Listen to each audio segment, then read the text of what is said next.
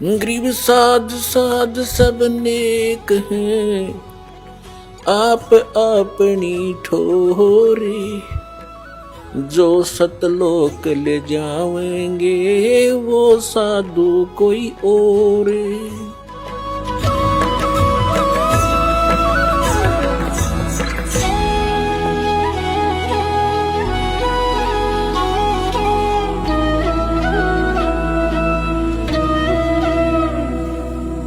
अब जैसे इसने युद्ध कराने के लिए अर्जुन से कहा दूसरे अध्याय के 37 और 38 श्लोक में कि अर्जुन तू लाभ हानि को छोड़ के और किसी जय पराजय की भी चिंता ना करके तू युद्ध कर ले। अब पहली तो बात समझ की है कि बिना बगैर लाभ हानि के कौन सिर फुड़वावे। और फिर तुरंत कहता है कि यदि तू युद्ध में जीत गया तो पूरी पृथ्वी का शासन प्राप्त होगा, राज भोगेगा। और यदि तू युद्ध में मारा गया तो स्वर्ग में जाएगा, तेरे दोनों हाथों में लड्डू हैं, युद्ध कर ले। बता इसका कोई थ्योरी है? पहले मैं तो कह रहा है कि लाभ और हानि छोड़ कर युद्ध कर ले, हार जीत की भी चिंता ना करे। और तुरंत लाभ हानि बता रहा है कि यदि मारा गया तो स्वर्ग में जाएगा और जीत गया तो पृथ्वी का शासन भोगेगा। बता आप पे लाभ हानि बता रहा है, फिर क्या लाभ हानि मत सोचे। तो ये इसकी अटकलबाजी जो इस तरह की बकवाद इस काल ने युद्ध कराने के लिए की है कि किसी तरह यू नाश हो, वो करवा दिया इसने। फिर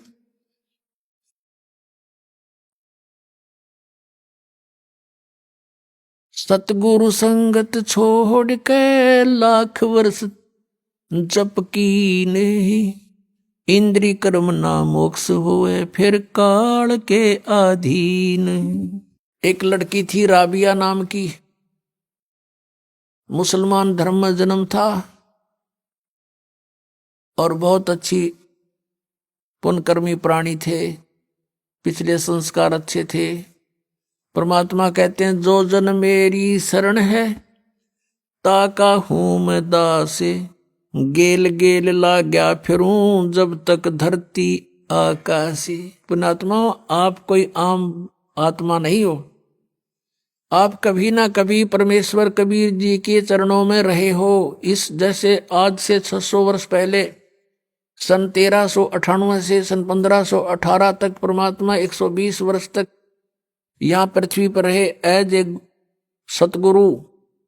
सतगुरु रूप में रहे। और स्वयं परमात्मा भी थे, यहीं से इस पूरे ब्रह्मांडों का रिमोट उनके हाथ में था। तो उस समय उस परमात्मा के 64 लाख शिष्य हुए थे। वो कितने दयालु है पुण्यात्मा, आप सोच नहीं सकते, क्योंकि हमारी बुद्धि तो काल ने बांध रखी है और हमारे को तो यहाँ के संसारिक के झूठे सुख ही फाइनल नजर आ रहे थे अभी तक, जब तक ज्ञान नहीं था। अब वो दयालु 600 वर्ष पहले आया, इसलिए आया कि इन आत्माओं को एक बार रिचार्ज कर जाऊं, फिर इनको मनुष्य जन्म मिलते रहेंगे जब तक पिछली पीढ़ी आएगी। ये कलयुग के प्रारंभ की बातें हैं। सन 1398 संवत 1455 ये ज्येष्ठ सुदी पूर्णमासी को परमात्मा सतलोक से चल कर आए, अपने निज स्थान से, उस ध्रुवलोक से, तेजों में स्थान सतलोक से। और एक कमल के फूल पर बनारस के अंदर काशी शहर के बाहर वन में एक कमल के फूल पर लहरतारा सरोवर में खिले कमल के फूल पर आकर प्रकट हुए। वो प्रथम चरण था कलयुग का। अब ये बिचली पीढ़ी, ये मध्य का समय है कलयुग का, और कलयुग का लास्ट जो होगा उसके विषय में बताया कि उसमें सब कृत गढ़ी प्राणी हो जाएंगे, कोई भी धर्म कर्म को नहीं मानेगा, शराबी कबाबी मांसाहारी, एज बहुत कम हो जाएगी, 20 वर्ष की उम्र मनुष्य की रह जाएगी एंड ऑफ द कलयुग में, लास्ट में, कलयुग के लास्ट में। और उसमें 5 खंड होंगी, जैसे 15 वर्ष की उम्र में सभी मर लिया करेंगे, युवा भी हो लेंगे, ब्याह भी करवा लेंगे, बच्चे भी उत्पन्न हो लेंगे और मर भी लेंगे। और उसमें 5 वर्ष की लड़की विवाह होते ही 5 वर्ष की लड़की के बच्चे उत्पन्न होने लग जाएंगे कलयुग के लास्ट में, और बिल खोद के प्राणी रहा करेंगे। तो वो तो है एंड ऑफ द कलयुग। और अब है ये मध्य, और प्रथम पीढ़ी परमात्मा की जब मालिक आए थे वो थी, और अब है बीचली पीढ़ी। तो इस बीचली पीढ़ी तक आपको लाने के लिए कि इनमें आस्था भगवान की बनी रहे, चाहे ये कोई पत्थर पूजे हैं, चाहे ये किसी कृष्ण जी ने पूजे हैं, चाहे ये कोई और अपना बाबा श्याम जी के धोख में प्रसन्न है, लेकिन वो थे पूर्व के संस्कार। और हम सोच रहे थे कि इन देवताओं की पूजा से हमें सुख हो रहा है, क्योंकि हमें ज्ञान नहीं था। जैसे ये दास भगवान श्री कृष्ण का विशेष पुजारी था, भगवान विष्णु समझो, कृष्ण श्री राम, भगवान शंकर हनुमान जी का पुजारी, यानी जैसे सारी कौड़ी भर रहे थे, पहले साधली साधना कराया करते थे। बाबा श्याम जी हमारा कुल देवता, और वो भी पूजा ये थे। तब पिछले संस्कारी बताएं कुल की हमारी। तो उसमें जैसे हम स्कूल में पास होते थे शिक्षा में, तो अपने सोचा करते भगवान कृष्ण ने दया करती, फिर बाबा श्याम जी याद आ गया, बाबा श्याम जी ने दया कर दी, बजरंग बली की मेर जय हो, उसने मैं पास करा दिया। फिर विवाह हुआ, नौकरी प्राप्त हुई, संतान हुई, तो इन्होंने सोचा करते इन भगवान ठाठ कर दिए, और इनकी पूजा करते थे। आस्था थी, और ज्यादा आस्था बढ़ती चली गई, क्योंकि सुख होने लगे। ये हो रहे थे पूर्व के संस्कार, प्रारब्ध ही फल रहा था हमारा, और हम सोच रहे थे इनने मौज कर रखी है। तो ऐसे ही पहले ये सब होता रहा। तो परमात्मा 600 वर्ष पहले आए थे, और वो कहीं भी जा करके खड़े हो जाते थे, जैसे कोई मदारी तमाशा कराया करे, और खड़े हो जाते थे चौराहे पर या गली के बीच में गांव में, और वहां गाने लग जाते थे, अपना ये शब्द सुनाया करते थे। मानुष जन्म दुर्लभ है, ये मिले न बारंबार, तरवर से पत्ता टूट गिरे, बोर न लगता डार।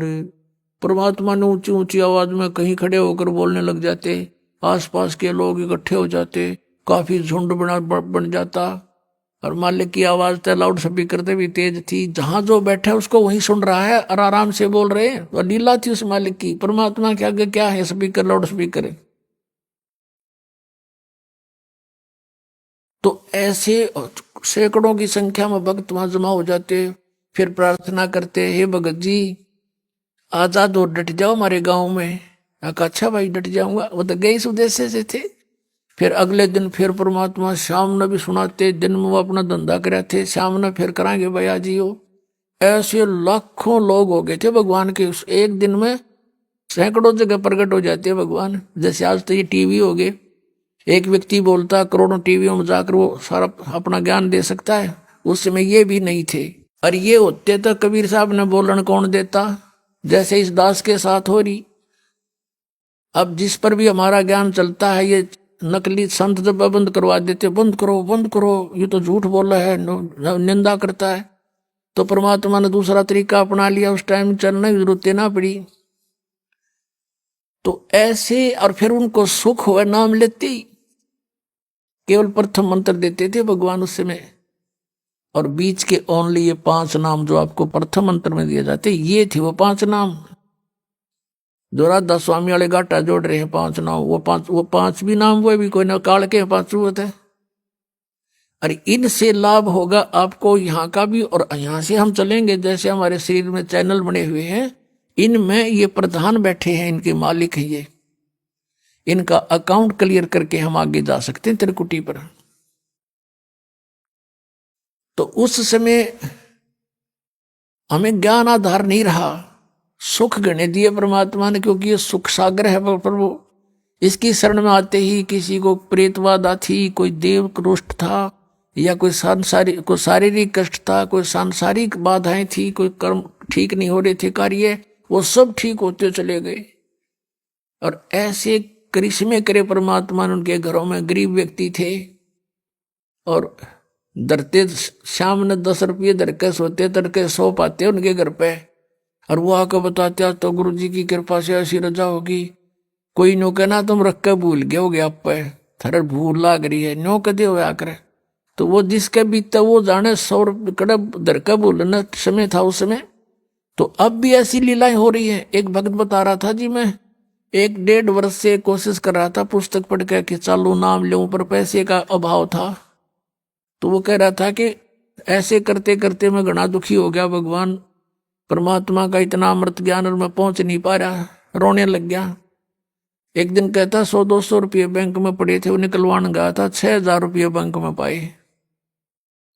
6,000 रुपये मेरे अकाउंट में जमा हुए पाए। लेकर छक्कर होया, ये परमात्मा या दया भी बख्श दी। अगले दिन ट्रेन पकड़ दी, बहुत दूर रहने वाला था बच्चा। तो ऐसी ऐसी लीलातियां लाखों करेगा परमात्मा आपके लिए, लेकिन आप किसी और को बताओगे उन्हों का झूठ बोल रहे हैं, क्योंकि उनके साथ कभी ऐसा हुआ नहीं। हुआ क्यों नहीं? क्योंकि उनके साथ उनको पावर का कनेक्शन मिला नहीं। मैनुअली जो कार्य होता है, पावर का काम उससे अलग होता है। तो यह पावर का कार्य है, परमात्मा का कार्य है, ये जनसाधारण नहीं मान सकता इन बातों को। तो इस प्रकार परमात्मा ने वो 64 लाख शिष्य हो गए, सबको ये मंत्र दे दिया।